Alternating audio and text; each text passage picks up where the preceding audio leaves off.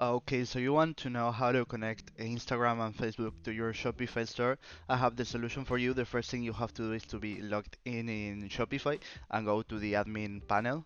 Then you have to press this button, add apps here, press it, and then you have to press Shopify App Store. Once you are here, you have to search for Facebook and Instagram. And once you're here, you have to press this button here, Facebook and Instagram, and then you have to read all this. It has very good ratings, so you have to press install.